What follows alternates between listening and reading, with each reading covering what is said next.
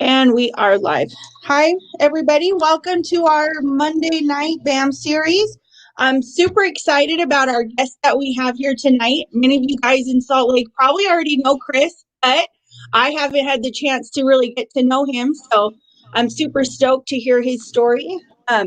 Before we kind of get into all of that, I just want to, for those of you guys who will chime in tonight for the first time, my name's Rachael Pertotini. Piotini. I'm a person in long-term recovery. I'm super grateful to have found recovery. My journey is about 3.5 years. I'm 3.5 years into my particular recovery, and so I'm really grateful to be able to share this space here with Chris, his story, and I'll let him, as we kind of get into it, tell you more about his life. Um, we're just here to create connection tonight and to kind of just spread hope out there. I know a lot of stuff's been really crazy with elections. We've had crazy stuff going on with COVID. People have been able to go to meetings. We haven't been able to go to meetings. We haven't been able to meet new people.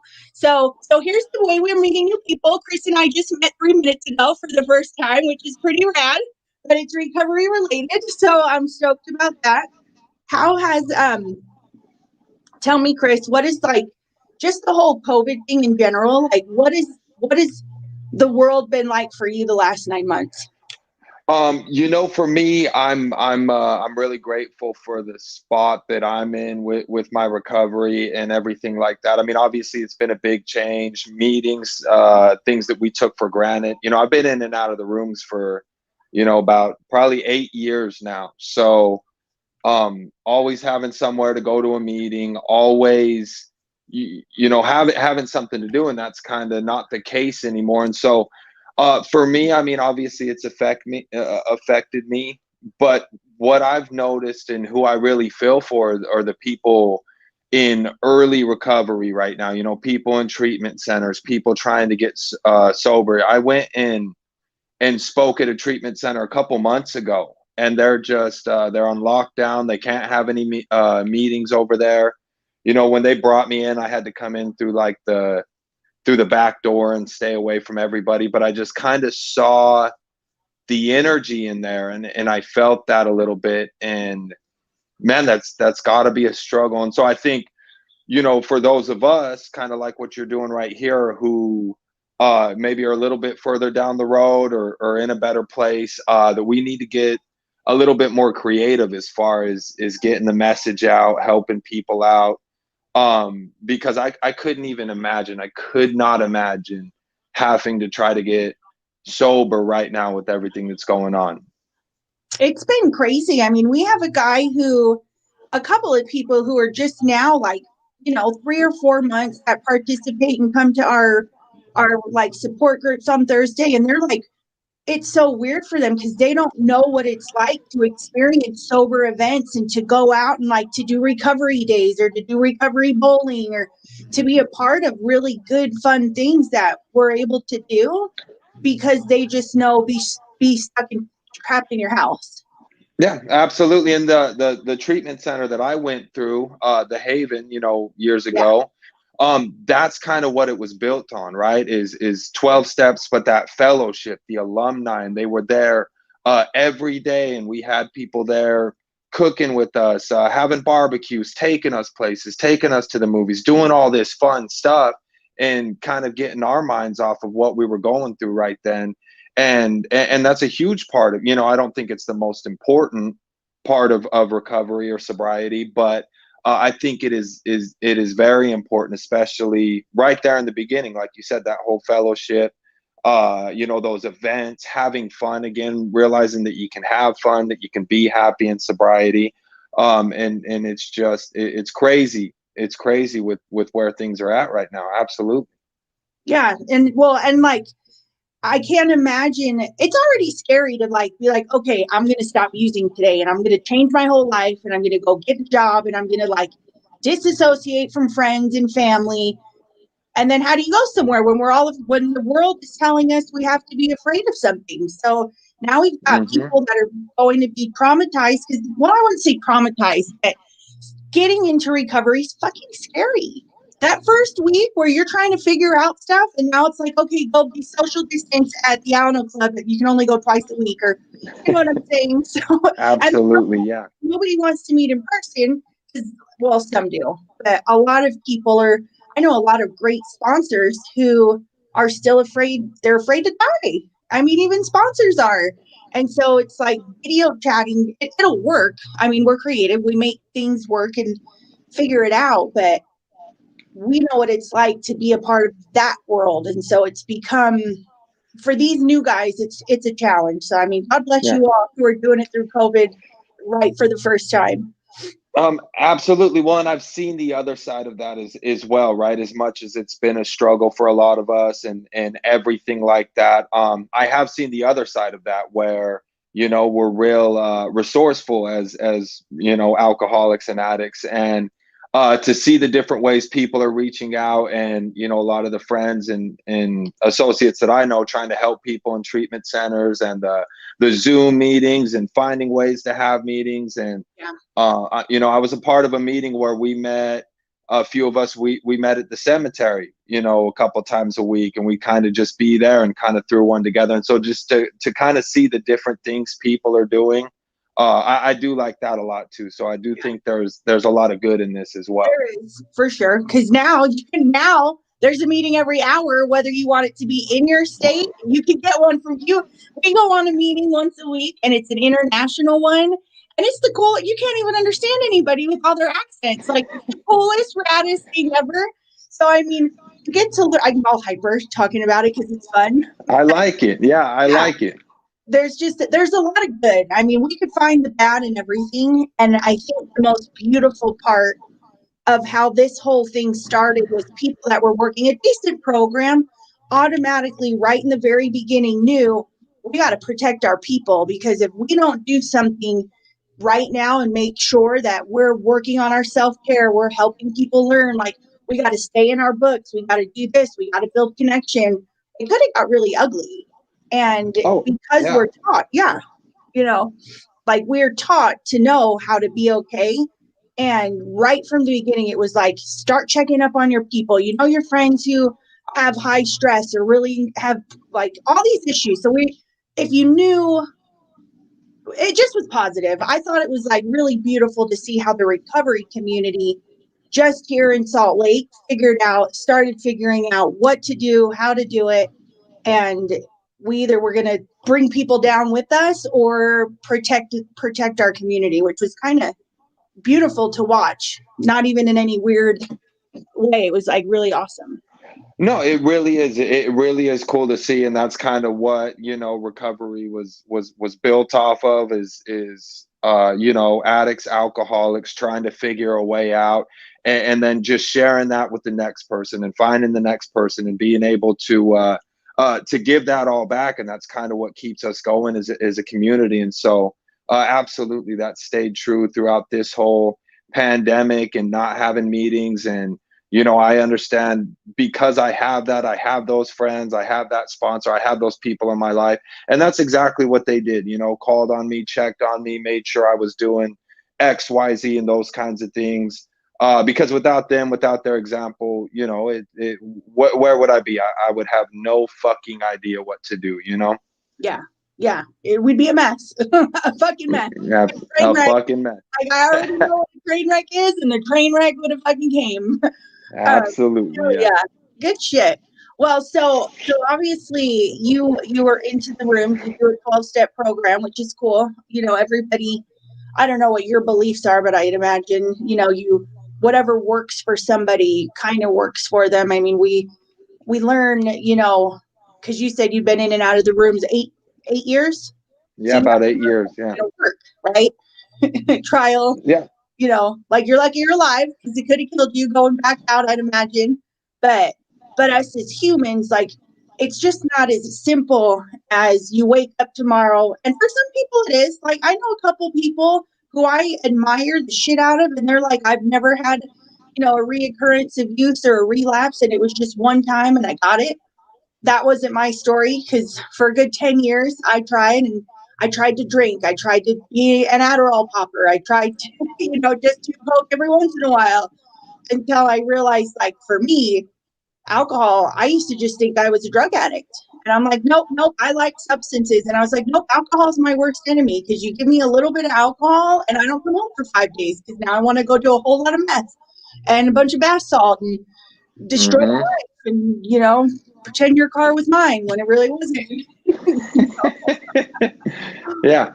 Absolutely. And that's kind of, me and my mom, we have a really good relationship today. But for her, that's she used to drink, she used to do drugs, and she said a prayer one day, and she's been sober ever since then. And that's her fucking story, and it blows my mind. That's what it took for her.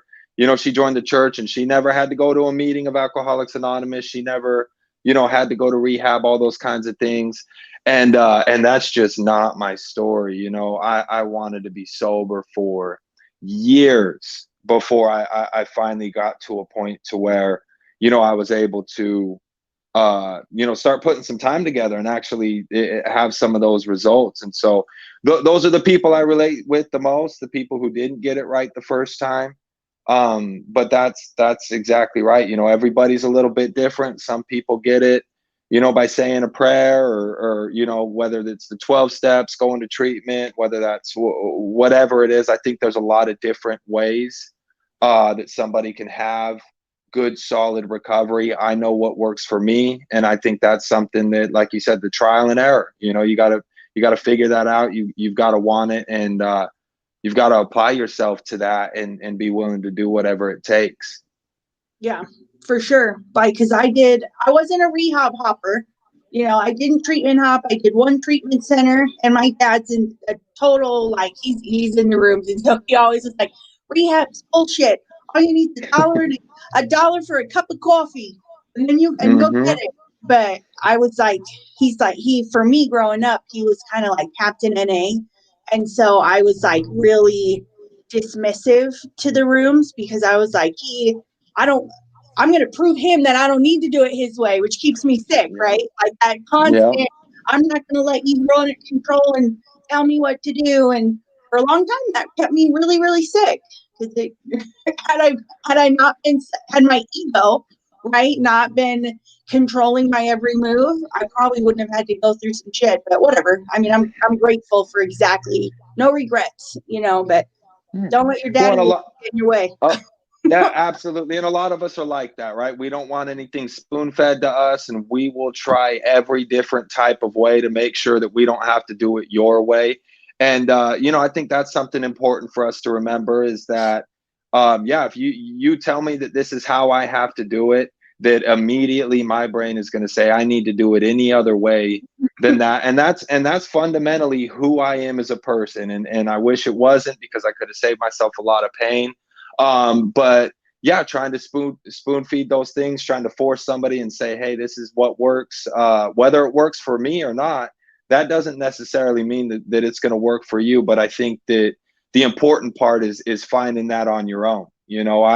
I'm the same. I have that, dollar for a cup of coffee, and that's my solution. And I believe that for myself 1,000%. But that doesn't necessarily have to be the case for everybody. And that's something that, the further I get into this whole deal is the more I'm learning about that, if somebody's working towards bettering themselves, towards making changes, whatever that is, whatever that looks like for them, then we should support that as a community, even if it's different than what works for us. Right. Right, right. Well, and I think right now, and a lot of people will disagree with this comment that I'm going to make, but right now we're in a position where Matt, like, Suboxone and different types of those treatments are what a lot of people, our community is telling everybody, and whatever, like, listen, if you're not out shooting up heroin for me and you have to do the Suboxone appropriately to get better and to be okay, then so be it. I mean, we know that people abuse shit. I had Adderall for a long time. My boss today looked at me and she's like, Rachel, you are the prime definition of ADD and you need Adderall, but we're not giving it to you. I was like, well, Mm-hmm. I abuse things.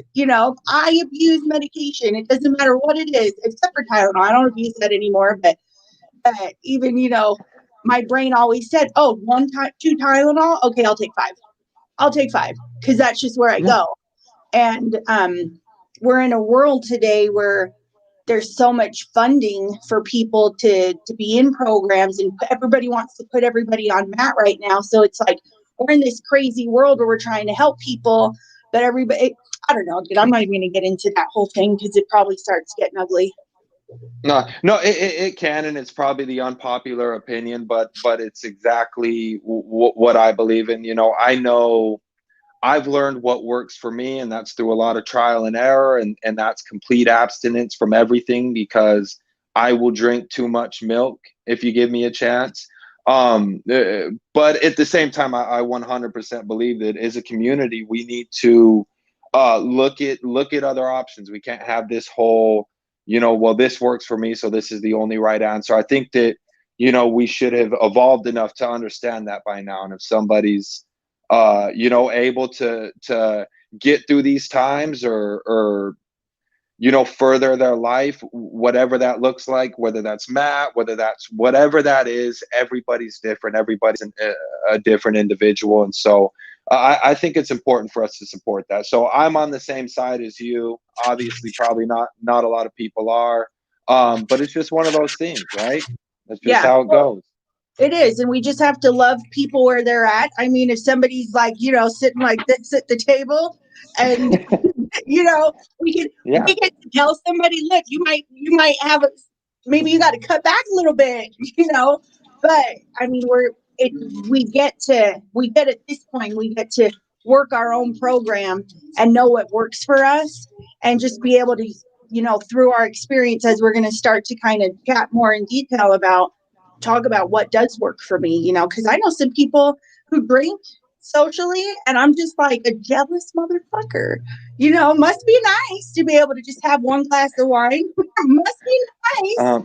I don't do Yeah, that. no, I get that. I was at family Christmas party, last year, and my sister, all my siblings, they drink a little bit, but my sister had pulled out a bottle of liquor that she'd had in the freezer and said it was from last Christmas. And the first thought in my head is how did you have a bottle of liquor in your freezer for a year? Like that doesn't even make any fucking sense to me. And so it's one of those things. I notice that a lot too, that everybody's not like me, and I see that in my life today, and they don't have to be like me, and I can support and love them for what they are. And so that's something that yeah, I see a lot. Yeah. My kid's dad's a normie, and he used to, when we were married, used to be like, "You just drink." He would get so mad. He's like, "You Mhm. just drink to get drunk." I'm like, "Well, why would I not want to not remember tomorrow? Like, why would I want to remember? That's Yeah. not the goal. I want the Yeah, whole bottle. absolutely Just not. drink more so I can drink it faster." Like, Yeah. it's ugly. COVID. That's No, how the there you world go. works. Yeah. That's how the Sounds about right. Oh, dude, it's terrible. Yeah, so that for me it doesn't work. Sometimes I get a little pissed off at those people that can, because I'll sit there and get all of my feelings, and then I'm like, wait a minute, I got to change my attitude, because if I sit here being mad all the time, I'm going to really be in trouble. So Mhm. so tell us how, so how does your story begin? Like, how did Chris become the guy who had to get into recovery? I guess to start it all back, one thing that I always hear when a lot of people share their story in the rooms and those kind of things is, growing up, I felt I felt different. I felt like I was kind of disconnected from everybody. We grew up real poor, didn't have the most functional family growing up and those kinds of things, and to me that's not all the important part, but I guess the important part is that I just never felt like I fit in, my entire life. And I was that kid. I had the long black hair, and I wore all black, and I got into trouble and all those kinds of things. I just didn't feel like I fit in. And then I remember ninth grade graduation day, me and my buddy, we'd got us a 6-pack of wine coolers, and we drank 3 of those each before we went to school that day. And and I'll remember that day for the rest of my life, right? And it wasn't just the way that it made me feel as far as the buzz or anything like that, but it was the feeling like I fit in, not feeling like I could breathe, not caring what people thought, thinking that I was cool, and all of those types of things. And so that feeling that I got right then, that was the feeling that I chased for the rest of my life. It wasn't, it didn't matter what the substance was. It didn't matter what was going on. Being sober, I wanted to be as far away from sober as I possibly could. That was the worst feeling there was. And it didn't matter. I was the guy who would, go through medicine cabinets, taking whatever pills I found. I remember me and one of my high school buddies, we heard that catnip would get you high. And so we went and bought a half-pound of catnip and went behind the bleachers, and we sat and we smoked bowl after bowl of this fucking awful catnip, and it didn't do anything to us. And we just kept one more bowl, maybe one more bowl, we'll get it. And, and that was me. And that was my life throughout my entire addiction, my drinking career, whatever it was. And you had just said that there was no part of me that wanted to remember the next day. I was never the guy who wanted a beer with dinner, or, who just smoked one bowl, or, I was the guy who showed up to weddings and funerals and school and graduations and all that kind of stuff and just made a complete fucking fool out of myself. But I was okay with that because that was the only thing that was getting me through. I didn't want to be sober. That's where I was miserable. And so it was my solution, right? And it worked for a long time. That's another thing for me. I think for years I really enjoyed drinking. I really enjoyed getting high. It wasn't in my opinion, it kept me alive for a long time. Like, that was the one thing I wasn't going to give up. And regardless of what the consequences were, that was my life worth living for years. And somewhere along the line, that was pretty good. Yeah, that is catnip is pretty gangster. Somewhere along the line, it stopped working, and I think that's something that you hear a lot of too. And in the rooms, and when people share their stories, is it worked and it worked and it worked, and then all of a sudden it stopped working, and I still couldn't fucking stop. And my solution wasn't, hey, I'm gonna get sober. My solution was, okay, I need to quit heroin, so how do I get back to just drinking or just smoking weed? Like you said, I'm a drug addict. I don't necessarily, so I want to find the right mixture of drugs that I can do on a daily basis where I'm not going to ruin my fucking life, because being sober, that's out of the question, right? And that's kind of the attitude I had for the last few years of my using career, and even into trying to get sober the first couple times. I went to treatment when I went to the Haven. I didn't go there to quit drinking booze. I didn't go there to quit smoking pot. I went there to stop because I wanted to stop shooting heroin. And I thought if I took that off the table, I could go back to just being an alcoholic. And I was fine with that. The consequences weren't so bad with the drinking and with the pot, that I felt like if I could go back to that, that everything would be okay. And I don't know, that's probably something you can relate to a little bit, I would imagine. Oh, big time. Like, being sober wasn't an option. It was just, I could do a little bit of this. 1 second. You guys that card fell out when you took that out of my purse, or you got it done. We're looking for a debit card. Uh-oh. or dump my whole bag, but I'm pretty sure. Don't do it over here where I'm at, because it'll make me just keep looking behind me. It wasn't me. I didn't do it. He didn't do it. They put that on the floor.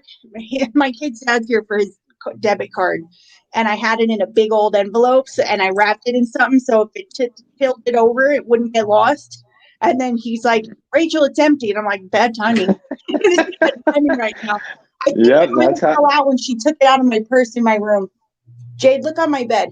But yeah, no, I for sure, like, because I was like, well, as long as we take out the problem, because in our minds, right, the problem is just like the killer substance. So if I don't do bath salt and I'm not doing meth, but I'm drinking, then I'm going to be okay. And I Hmm. remember when I started to have these thoughts of, oh, I could just do that. And it's 3 o'clock in the morning, and I'm really not thinking clearly. And I'm like, I'm going to go drive and be on a mission while my kids are home sleeping. I'm like, that's not normal. They're like babies. You know what I mean? And then I don't come home for 2 days. I mean, I lived in my parents' house and stuff, but that was the worst thing I ever thought. But at least I wasn't doing the really bad stuff. But then I always went back to it, you know, Oh, always, every time. every time without 'Cause I fail. get But we really still, creative. yeah, we would come up with a new plan. I would think of, okay, this is what it's gonna be, this is what it's gonna be, and it never fucking worked. And sometimes it would work for a week or two, or sometimes, things would almost seem a little bit better for a couple weeks, maybe a month. But it always resulted in me, at some sort of bottom. Every fucking plan that I had, every different way I tried to do things. But still, I wasn't going to give that up. Yeah, absolutely not. Was not going to give that up. So I had to try anything else that I could think of. Before I was even willing to look at its sobriety with any kind of seriousness, I guess. Yeah. Well, I think it's hard too because we have this whole like illusion of what recovery is. And so we think, well, as long like you kind of touched on it a little bit, like just as long as you're not doing the heroin, like I didn't really know. Like I wanted to stop doing the drugs, but I didn't know I stayed sick for so long because I didn't realize I had to like change everything. You know, like you hear them every once in a while because I go to meetings every once in a while and they're like, tell us how you did it. And they're like, when I realized everything had to change, and I'm like, well, what's everything? Like, I'm not going to leave my friends. That's not going to Yeah. happen. Like, I'm still going to, be in the car while somebody's inside the store stealing a bunch of shit. And I'm still going to be doing all these things, but I'm sober, right? Isn't that what it is? And it took me a really long time to realize everything had to change. Like everything. Because I kept going to jail. Like I would get a week here and I'd get 90 days here and I'd get, 6 months here. And I'm like, why is nothing changing? Because nothing changed. Like it was just not doing my drug of choice. And I for a long time stayed really, really sick. Like I went and just found the people who, and then it was like being that closet addict, like hanging out with everybody, tweaking. And then when they would go in to go do something, I'd hurry and take a chunk and I'd eat it. And I'd be like, oh, yeah, I'm sober. They're like, I don't Hmm. understand why you're still up for 3 days. I'm like, well, just, I drink a lot of energy drinks. It's energy It's drinks is terrible. what it is. Yeah. Yeah. Oh, dude, it's terrible. But I didn't understand. And I think that's one of the biggest things that comes with recovery, is like we start to, when the changes start to happen and we start to realize like this is not on my terms here. Like I need to do different things. I need to let people tell me like, dude, are you dumb? Not dumb. Don't tell me I'm dumb because then we're probably not going to get along. But like your choices aren't okay and your behaviors are not behaviors that keep you well. Yeah, absolutely. And I think that's something that, the first couple times I tried to get sober, like I said, I wasn't, I wanted to pick and choose the things I still didn't, I wanted to do and didn't wanted to do. And I still wanted, my girlfriend and the friends and all those kinds of things. And I just thought, okay, if I can get rid of X, Y, and Z, everything's going to be okay. And that's something that they ask you in the rooms, right? Is, are you willing to do anything to be sober? And those times I said, yeah, I really thought that I was. But I understand now what that meant to me was, I was willing to do anything that I agreed with or that made sense to me or that, wasn't going to be an inconvenience. And if I could do any of those things, yeah, absolutely, I will do that. And then I'll be sober and everything will be fine.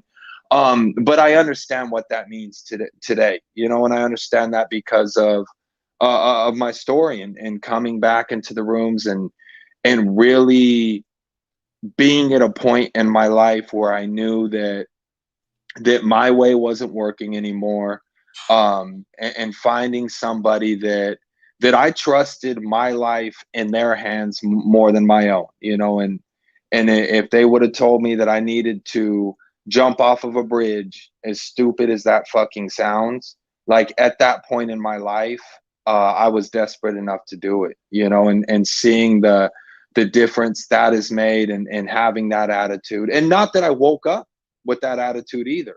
It's not like I woke up and said, "Hey, I'm okay. I'm finally have the motivation and the willpower to do this." No, I got there by doing it my way over and over and over again, and ending up at the fucking bottom every single fucking time, without fail, just ending up back on the streets with a needle in my arm, not knowing how the fuck I got there, and finally realizing that I was beat. Life had beat my ass, drugs had beat my ass. I was done, and if there was a way out of that, I was finally willing to listen. And it took me, 28 years to get there, to where I was finally there. Yeah.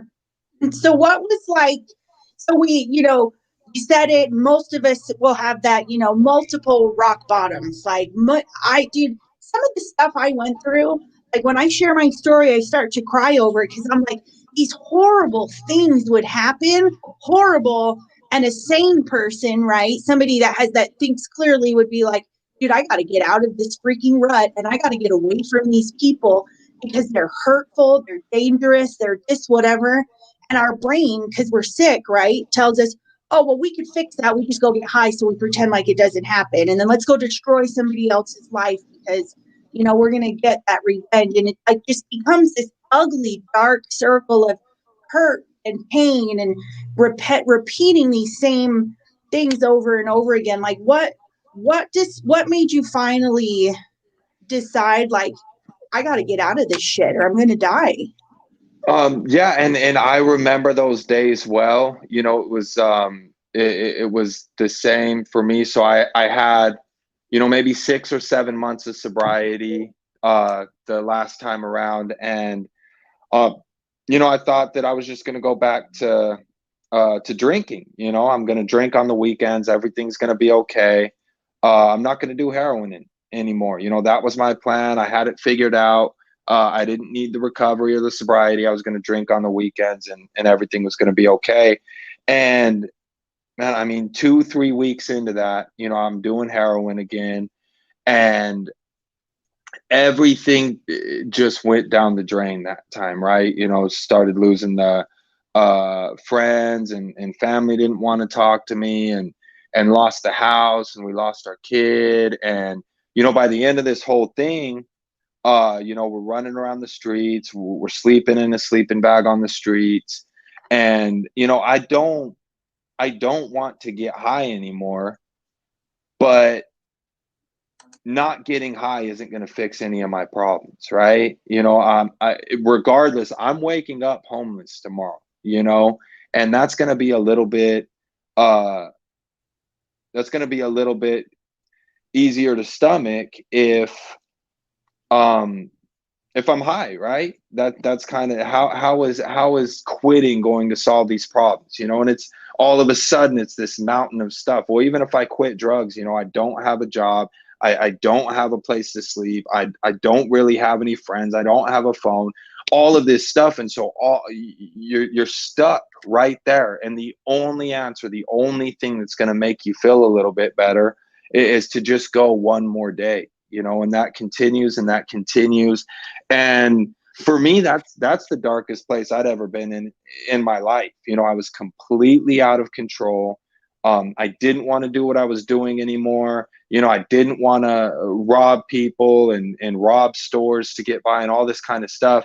But there was not a way out for me. I didn't have any hope, and I didn't think that, I would ever be able to have a chance of getting sober again. Like, I thought that I had fucked my life up beyond any sort of recognition. I thought that was it for me, and I thought I was going to die on those streets. absolutely 1000%. And I was okay with that. You know, dying on those streets would have been better than that life that I was living, you know, and that continued on for months and months, you Yeah. know.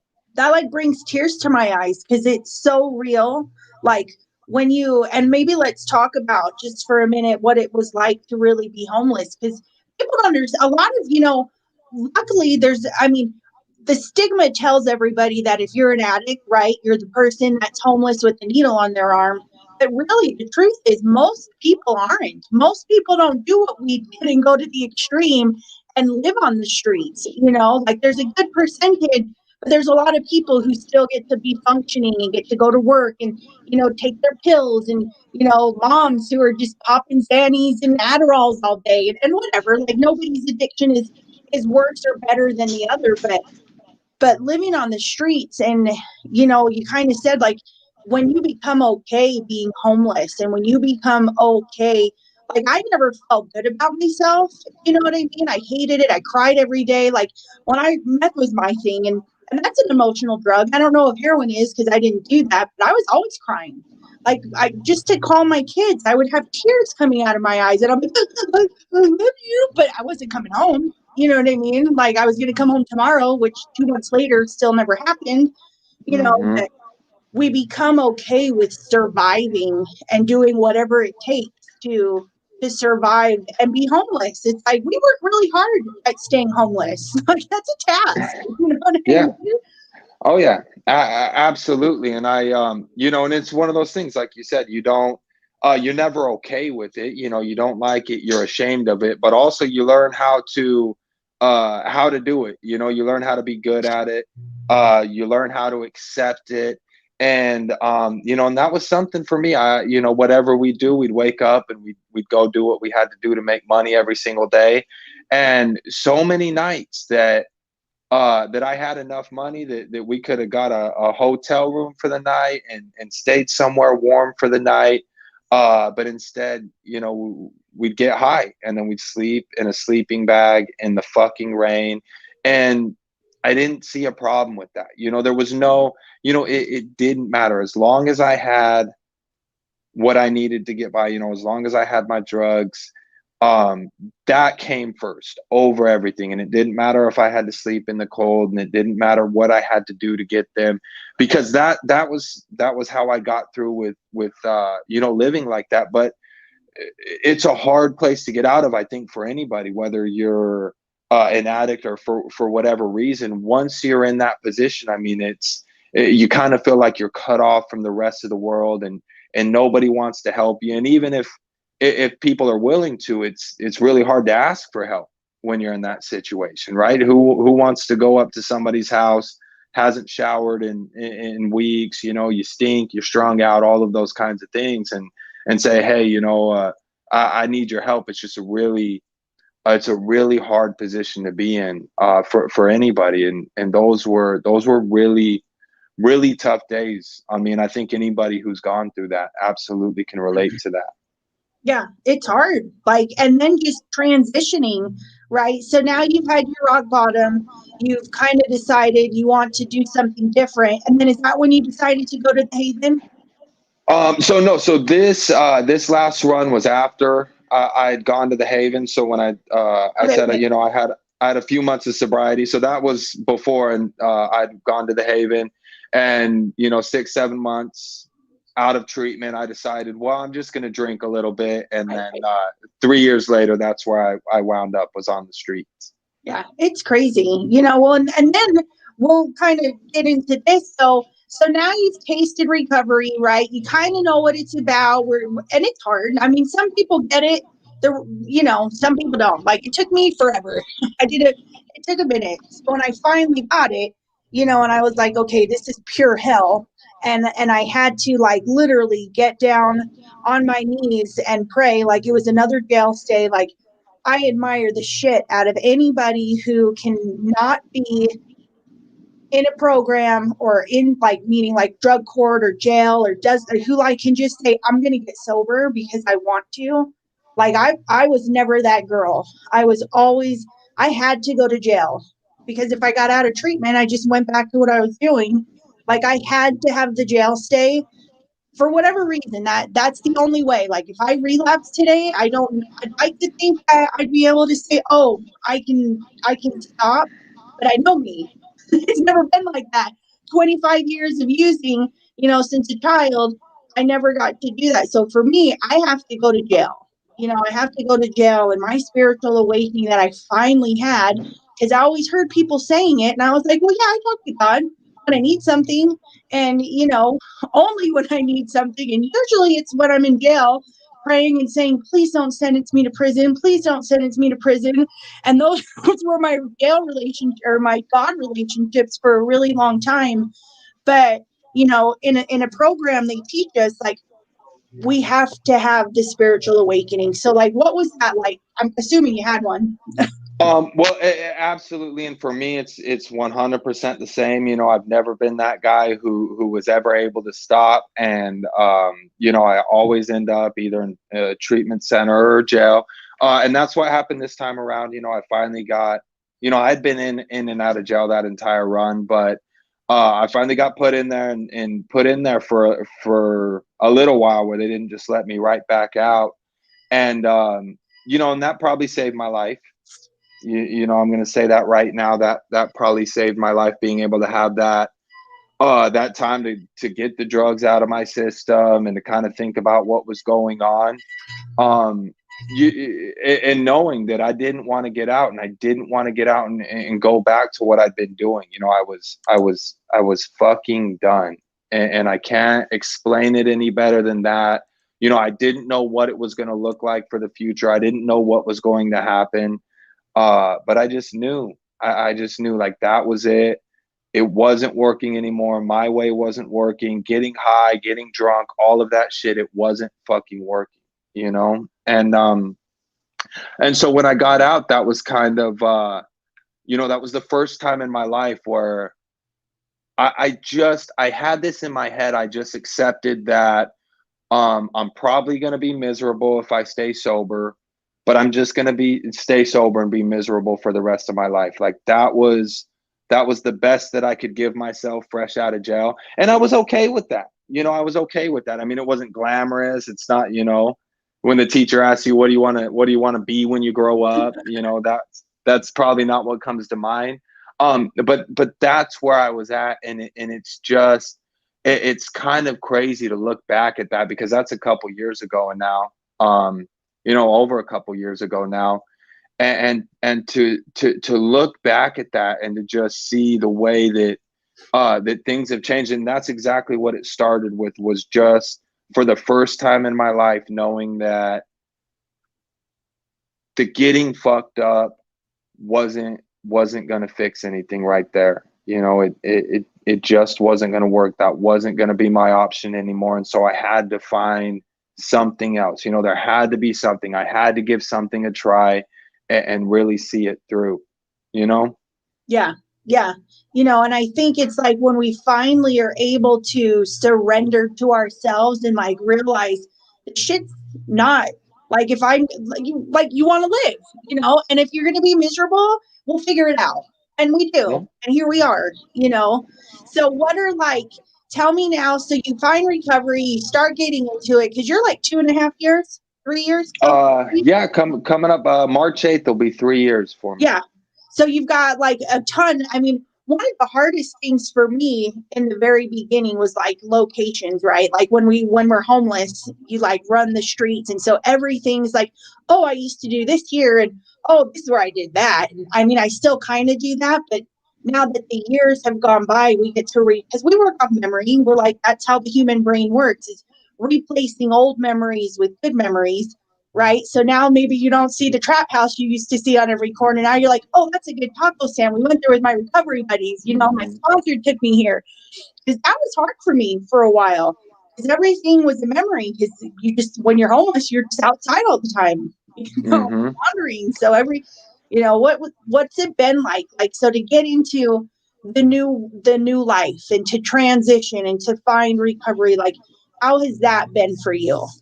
Yeah, well, and I think we, to see where things are at kind of now as compared to even just 8 years ago when I got into the rooms in recovery, and to just kind of see, how things have grown as far as meetings, sober houses, treatment centers, support groups, and all those different kind of things. People understanding that, it's hard to be in those situations, and that's how it started for me. I got into a sober house, and of course, absolutely all the different locations and all the, getting out, and all the old friends hitting me up. And I remember, maybe a month or two after I'd gotten out of jail, I'd found this Facebook page that was like that was like the one of the county police stations or something, that detailed one of our little crime sprees that we had gone through back in the addiction, and naming us, and then just seeing all these comments from all these people that, we should, they should lock us away and throw away the key, and we should burn and die, and just all this hate, and obviously, like, the shit that we do in our addiction, it's not great, it's not glamorous, there's no excusing a lot of that stuff. But to sit there And read sober, that and to have shit. to read through some of this stuff, the people that don't even know you, and those kind of things, it's hard. And that guilt was super hard for me in the beginning. And I know, for me, dealing with that, I didn't know how to deal with it most of the time. There were a lot of nights where, instead of going and doing anything, I just laid in my room in the dark, and laid there and couldn't sleep. And I was, my skin was still crawling. I was really beat up. Um, and it was hard. Early sobriety was not easy for me this time around. There was no pink cloud. It was just, guilt, shame, remorse, just all this shit. And it was constant, but I had people around me who, I've known. I have really good relationships from being in these rooms, from being in recovery, these examples that get set before us, people who build their lives back up, and go through this kind of stuff. And fortunately for me, because of the Haven, because of Alcoholics Anonymous, because of recovery, I was surrounded with those people, and so, as miserable as I felt, I had people around me that were willing to come pick me up, and take me out to coffee, or take me to a meeting, or just talk on the phone, or whatever that was. And so, early recovery for me, early sobriety, I relied on that. And still, it took me months and months before I started to feel any relief. And most of the time, I didn't think it was going to happen. But it started to come, and it was kind of like I would just have, maybe a day or two in a week where I felt good, or I felt hopeful, or I felt like everything was okay. And then, it started a little bit later. Most of my week was pretty good, and I might have a bad day here or there. And then I was just at this point where I mostly had really good days. And I can't tell you exactly when and where and why that all happened. It took time for me. It took work. But also, I didn't believe any of that was ever going to happen. My sponsor told me the goal was to feel pretty all right most of the time. And when he told me that, at the point of my life I was in, that sounded like fucking heaven. Like I would have given anything to feel pretty all right most of the time. But I did not believe it. I absolutely did not believe that was a possibility for me. And then there was just a point where I was able to sit back, and I realized, man, I feel pretty fucking good most of the time. And it was a whole journey. There's no moment where that changes, but it just kind of turns back on, and I felt that in myself, and I see it in other people. And I feel that when I talk to you or talk to somebody else in recovery, that, like, we've gone through all this shit, and we've been to these dark places, but we're not really there anymore, and it's a beautiful fucking thing to me. Like, it's just, uh, man, recovery is really fucking beautiful for those of us who understand, whatever point that you're in. It's an amazing thing. I'm sure that you understand I got that pretty chills well. when you said that because it is like I could talk about recovery all day long because I know what misery is. And, like we have our bad days. I remember the first time a lot of my family, I'm from New York, and a lot of my family back east is all in the rooms now and in recovery, and it's kind of awesome. They're a lot older than me. But one of the things, I had this really bad day, and I was like, there's not enough ice cream, feeling sorry for myself. Glad because I knew it was going to get over. And I'm like, Hmm. crying my little story of, and this is something that really stuck to me because people always say one day at a time, right? And they always say a couple different terms that we use. And I remember being like, there's not just really sad about an event that had happened. And she's like, but you know what the best part is? We get to start all, oh, it makes me want to cry for whatever reason. She's like, you might be having this bad day today, but guess what? Like tomorrow you get to wake up and start all over again. And tomorrow it's not going to be that bad. And it wasn't. I got through it. I cried. I ate a whole bunch of ice cream and it felt really good, and watched TV and stayed in my bed. And, and then the next day, like, it just, I mean, death is different. And there's some things that take a while to get through. But most of the things, like getting yelled at by your boss or being late for work, or the things we can catastrophize or really go into some crazy places over, like they're all right. You know, they they don't last forever, and we get better, and we learn to, you know, when we're using, the first thing we think is, I have to get high for that. Oh my gosh, you know, I just got bad news. I better go have a drink over it. And we start to retrain our brain to where we're at the part, like for me today, if if a bad thing happens, I don't think, oh, I need to go use over that. Because I know what that termite's saying, it's going to be okay. I'm going to get through it. Like I could go throw a little tissy fit and end up going and drinking over it and destroy my life. Or I could be a normal human and deal with the emotion, and then I get through it. And so that, like, I love recovery. Like I don't mind feeling sad. I don't mind. I like feeling, like it Yeah. feels good. Yeah, and I remember those days vividly, right? Waking up back when I was using, and just that feeling of just dread, just kind of remembering whatever the fuck you had just done the night before, and it happened all the time. And whether it was, you'd gotten into trouble or robbed somebody, or you hooked up with someone's girlfriend, or whatever dumb shit you had done the night before, and you wake up and you just have that feeling in your stomach of like, just complete disgust with whatever you had done. And the only solution for that was to get fucked up again, and that was my life. And it was all the time. And it was waking up and thinking about, just having that first glimpse of, man, oh, I'm fucked. What did I do? What the fuck did I do? And then having to cover that up by getting fucked up. And I see that recovery is just kind of the complete opposite of that, right? And exactly like you said, I do a lot of stupid shit in recovery. I have some really bad days. Sad things happen. Life happens. Sometimes the only thing I do right is I go to bed sober. In a whole day. Sometimes the entire day I'm a dick to everybody, and I'm sad and I'm miserable and all those kind of things. And the only thing I do is I go to bed sober. Um, but that's exactly it. Is the next day I wake up and I don't have that feeling in my stomach. I don't feel like my life's unmanageable. I don't feel like I have to run from my problems anymore. And that's for the good days and for the bad days. And that's it's an insane thing to be able to live like that after I've lived the other way. For so many years, for my entire life. And we get to do that.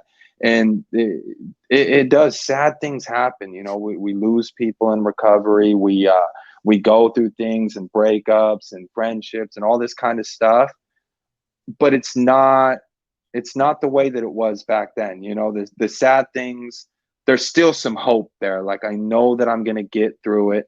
I know that I'm going to get through it sober. And I know that if I continue to to live this life and to do these things and to help people and to give back and to do all the things that were done for me, in early recovery. I believe that that's going to be the same tomorrow, and I think that that's the constant fight, is to be able to stay there and remember that and not resort back to everything. But it's a beautiful thing for us to be able to, it's way beyond the drugs, the alcohol, all of that type of stuff, for us to be able to get through a bad day, for anybody like us, like that's a fucking miracle. We couldn't do that. We could not do that at all. So yeah. No, I couldn't. Like there was always an excuse for me for why I had to drink. Like, oh, I have an interview. I better get high before I go to the interview because that's normal, right? There is an excuse yeah. for everything. So tell Yeah. us so you've got 3 years, and tell us like some of the great joys that recovery has brought to you. Okay. Yeah, and this is kind of the cool part for me. This is what I like. So I'm when I think about it, I don't know as far as is what I believe in. I don't spend a lot of time trying to think too much about that. I mean, obviously I believe in a higher power, and I've seen that work in my life, but I've had some moments in my sobriety, like just these amazing fucking moments where I felt better than I'd ever felt, before the drugs, during the drugs, all of that type of shit. And I guess to give you some examples of those, when I got my 2 year recovery chip, it's a couple days after my mom's birthday, and um I give her my sobriety chip every year on my birthday. And going through all those years and the being homeless and the living in the hotels and the running around, I did a lot of heroin, but I did a lot of meth too, and I had really bad psychosis. And my mom was always the one that when I really lost my fucking mind, that's who I called. When I thought people were trying to kill me and I thought the FBI was after me and all that shit. She was the one who I called, because she's the only one who I trusted. And and she'd have to show up to whatever crack house or street corner I was on, and know that I was just out of my mind, but show up and give me a ride somewhere, or bring me some cigarettes or whatever it was. And I mean, she did that for years throughout my addiction. And I know she didn't want to. I could see that look on her face every time she showed up, and she didn't want to see me like that. And to be able to give her that sobriety chip, when I gave it to her, she broke the fuck down, dude. And and I could just see that, all these years of pain and stuff. At the time, I didn't realize what I was doing to her. That's not what I was trying to do. But that's something that we get to do in our recoveries. We get to realize our part in shit, and that our addiction affected way more people than us. But to get to see that, just that emotion, and to get to see that she doesn't have to do that anymore. She doesn't have to worry about me calling her in the middle of the night, telling her that all these people are trying to kill me and pick me up. And just those types of moments. I got to spend the holidays with my family for the first time since I was a teenager. So we're talking 10, 15 years or something since we've spent holidays together. And we have this kind of relationship that we never had before, even before I was doing drugs and everything like that. Like, we're all really different, and we've never really gotten along super well. And not that that's all my recovery, but that's been a big part of that, is to be able to be a part of that. And it's kind of, brought my family, and I see that in other people as well, right? Other families, it's just kind of becomes this catalyst for, people to kind of re-engage. And all sorts of things. My sponsor, he was able to pick up a sobriety chip last week, And he's one of the dudes who was in treatment with me the first time around. He stayed sober this entire time, and I haven't. I've been in and out of the rooms, and I was able to show up there and be there with him. And it was kind of I have these moments where I look back at everything that's happened, and I get to really to feel exactly what's going on in my life. And it's just these undeniable moments that it's fucking insane. A person like me, after the things that I've done, I have no right to live the life that I live, and to have the friendships that I have, and the relationships with my family, and even the basic things, a bed to sleep in, a nice place, a car, a driver's license, those types of things. I've never had those things. I've never wanted them. I never thought that those were things that I could have. And when I sit back and look at all this stuff, it's insane. It's fucking insane that's the life that, I'm able to live today, Yeah. Yeah, it's beautiful.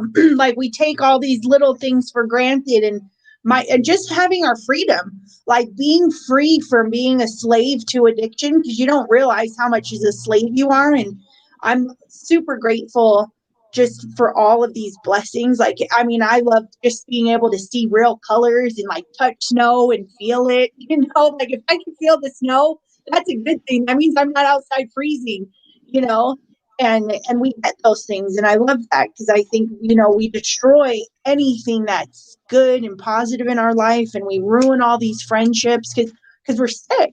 We're our judgments are cloudy, and so we get to I having holidays with your family and not be the one causing all the chaos is like fucking rad. Like, Yeah. I'm not the one that's ruining the Christmas anymore, which is awesome. Or holidays. Like, now my family's like, "Hey, Rachel, you're going to be here, right?" And I'm like, "You don't think I miss you?" Yeah. Yeah, Exactly right. Yeah, you know. exactly right. Yeah. What would you say, like, so for the person who a lot of times, so what would you say, like, what's your hope shot for that person who is like you or me and struggling out there on the streets and on the fence of maybe I could do it?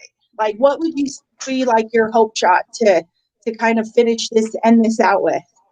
Yeah, I mean, I guess I always thought my entire life, I always thought, like, throughout my recovery, that I was different. That, yeah, like being sober might work for you, but you know, not for me. You have this whole thing, like you can believe in God and do all this kind of stuff, but that's not the way my brain worked.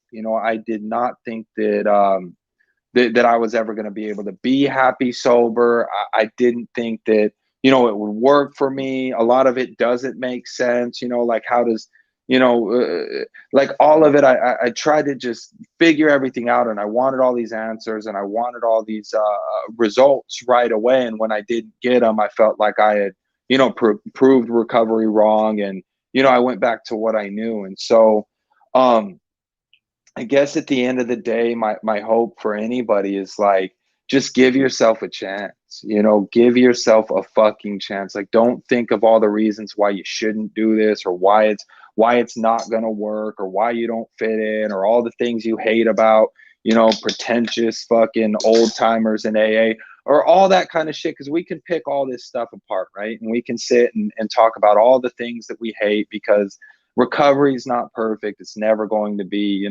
Alcoholics Anonymous isn't perfect. The people in it aren't perfect. None of us are.